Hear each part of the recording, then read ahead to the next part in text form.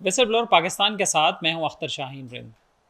Karachi water and sewerage corporation में एक अजीब सिलसिला चल पड़ा है कि अगर किसी को कोई अफसर, आला इंतज़ामिया को अगर कोई अफसर पसंद आ जाए तो फिर साला साल एक ही सीट पर बैठा रहता है। और कई लोगों के बारे में ये मालूमात हैं कि वो 8-8 10-10 सालों से भी और कई उससे भी ज़्यादा अरसे से एक ही सीट पर विराजमान है। लेकिन दूसरी तरफ शोमिया किस्मत वाली बात कि क्या करें कि अगर कोई अफसर बड़े अफसरों को पसंद नहीं है, या उसकी मेहनत पसंद नहीं है, उसकी ईमानदारी पसंद नहीं है, या वो मुंह पर सच बोल देता है, ये बात पसंद नहीं है, तो फिर उसकी तो समझे शामत ही आ गई और वो तो अताब का शिकार हुआ ही। अब आजकल भी ऐसा ही हुआ है। Karachi water and sewerage corporation जो कि पानी फराहम करना जिसकी ज़िम्मेदारी है कराची शहर को, और अक्सर आपने देखा ही होगा, सुनते रहते हैं कि पानी किस तरह से गैरकानूनी तौर पर चोरी भी किया जाता है और फिर बेचा भी जाता है, और इस पूरे धंधे में, कारोबार में इसको वाइट गोल्ड भी कहा जाता है। लेकिन हकीकत ये है कि अब Karachi water and sewerage corporation जो है वो भी सफ़ेद हाथी बनता जा रहा है कि जहाँ जो काबिज़ है, ख़ास तौर पे जो अफसर, बासर अफसरान हैं, वो जहाँ जहाँ काबिज़ हैं वहीं पर उनकी हुकूमत है, सल्तनत है, और वो पूरे इदारे को अपनी मर्ज़ी के हिसाब से चलाना चाहते हैं। एग्जीक्यूटिव इंजीनियर ज़हीर शेख एक ऐसा नाम है, एक ऐसा अफसर है जो इसकी बिल्कुल वाज़ेह मिसाल है कि वो किस तरह से इदारे के एक बासर अफसर और उसके पीएस, और शायद उसके साथ कुछ और भी लोग हों, मुलविस हों, उनके अताब का शिकार है।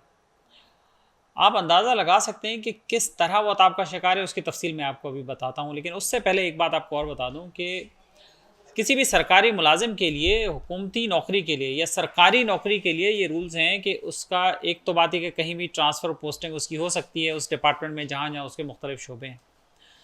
उसके साथ साथ ये भी ज़रूरी है, और इस हवाले से रूल्स मौजूद हैं, रूलिंग्स मौजूद हैं, कि किसी भी अफसर को जब एक जगह लगाया जाए तो कम अज़ कम 3 साल तक वो वहाँ पर मौजूद रहे, सिवाय इसके कि अगर उसकी कारकर्दगी बहुत ज़्यादा ख़राब है या उसके ख़िलाफ़ बहुत ज़्यादा शिकायत हों या वो अपनी ज़िम्मेदारी को अदा ना कर पा रहा हो, तो उस सूरत में उसका ट्रांसफ़र किया जा सकता है, वो भी चार्जशीट के साथ।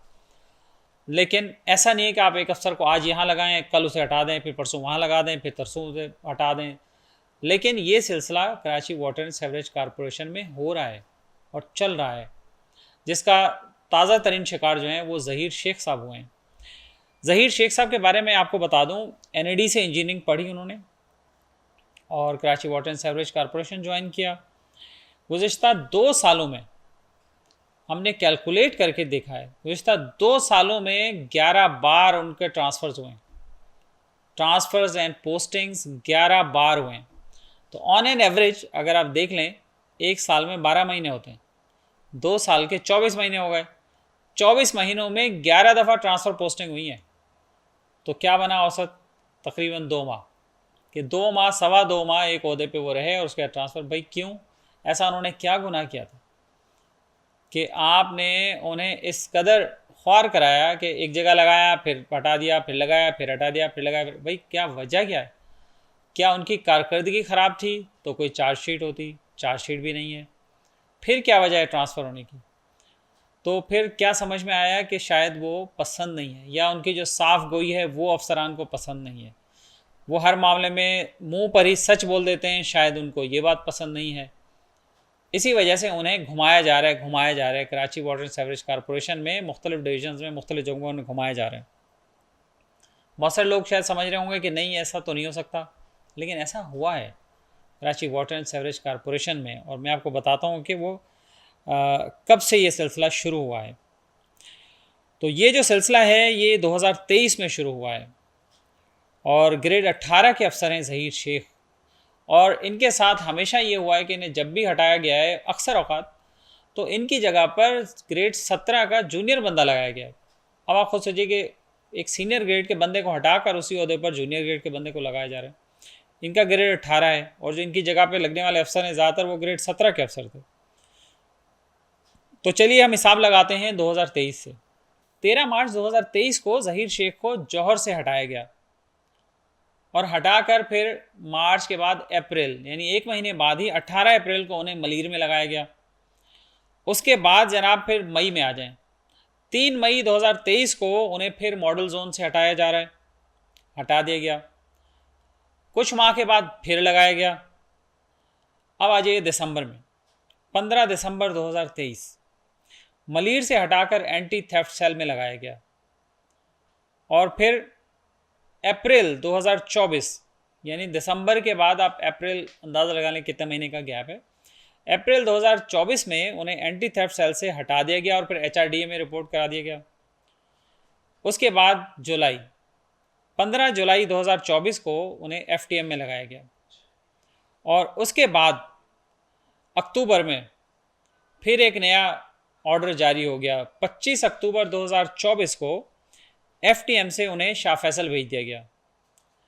अगले ही महीने यानी अक्टूबर में ये हुआ, फिर अगले महीने नवंबर में फिर ट्रांसफ़र हो गया। तो 7 नवंबर 2024 को शाह फैसल से दोबारा एंटी थेफ्ट सेल लगा दिया गया। कुछ महीने का वक्फा हुआ, उसके बाद मार्च में फिर ट्रांसफ़र। 5 मार्च 2025 इसी साल ज़हीर शेख साहब को एंटी थेफ्ट सेल से हटाकर मलिर डिवीज़न भेज दिया गया।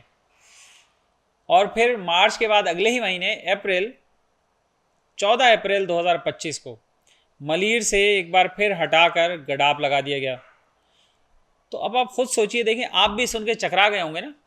तो इसी तरह ज़हीर शेख साहब भी इतने ट्रांसफ़र्स भुगत के चकरा गए हैं। और मुझे तो लगता है कि इस दिन अस्पताल ही ना जा पड़े, अल्लाह उन्हें सेहत दे। बहरहाल तो आप सोच सकते हैं कि कितना जहनी अजियत का शिकार हैं वो, कितना उन पर प्रेशर होगा, कितने दबाव का शिकार होंगे वो। तो अफसरान मिलाकर चाहते क्या हैं उनसे? जो कुछ चाहते हैं उन्हें बुला के बता दें, या जो HRDA है वो क्या चाहता है उनसे। मतलब इदारों में कोई रूल्स फॉलो करने के लिए तैयार है कि जो गवर्नमेंट के रूल्स हैं वही फॉलो कर लें। अब अगर इस बात पर ये अफसर रेमेडी लेने जाएगा तो यकीनन आला अफसरान को, आला हुकाम को बुरा लगेगा। फिर वो मुंह बना के बैठे रहेंगे कि जी हमारे ख़िलाफ़ ये बात हो गई। तो अब ऐसे में ऐसे अफसर के पास बचा क्या है, क्या रास्ता बचा है? या तो वो अदालत चला जाए, और या फिर आप लोगों को बोल बोल के तो वो थक गए। मुझे ही पता चला है कि उन्होंने बहुत दफ़ा बोला, लेकिन ये कि उनकी कोई सुनवाई नहीं है। और लास्ट टाइम मुझे याद है कि उन्होंने एंटी थेफ्ट सेल में वसाइल की कमी का रोना रोया था। वो रोना भी उनके गले पड़ गया। बजाय इसके कि होना तो ये चाहिए था कि उन्हें वसाइल फराम किए जाते ताकि उस पर्टिकुलर जो यूनिट है, जो सेल है, उसकी कारकर्दगी बेहतर होती। ये नहीं हुआ। अफसरान ने उन्हें वसाइल नहीं फराम किए, बल्कि उनका ट्रांसफ़र ही कर दिया गया। वो जैसे कहते हैं ना होगा बांस ना बजेगी बांसुरी। तो ना अफसर बैठा होगा, ना वो रोना गाना करेगा, तो अफसर को हटा दिया गया। अफसरान को अपने मामलात चलाने के लिए, अपनी अयाशियों के लिए, अपनी गाड़ियाँ चलाने के लिए नौकर चाकर, बंगले, सारी चीज़ें चाहिए और वो ले रहे हैं। तो भाई जो आदमी अगर ईमानदारी से काम कर रहा है और करना चाह रहा है तो उसको क्यों नहीं करने दे रहे?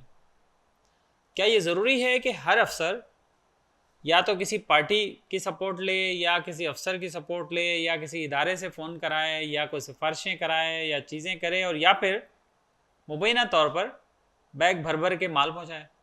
तो हर अफसर तो ये काम नहीं कर सकता ना।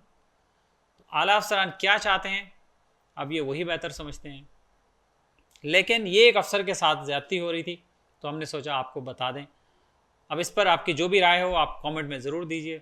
और अगर इस हवाले से इस तरह की मिसालें कहीं और भी मौजूद हैं तो आप हमें उस तरफ भी निशानदेही कर सकते हैं। उस पर भी हम कोशिश करेंगे कि अपने नाज़रीन को बताएं। अपना ख्याल रखिएगा। अल्लाह हाफ़िज़।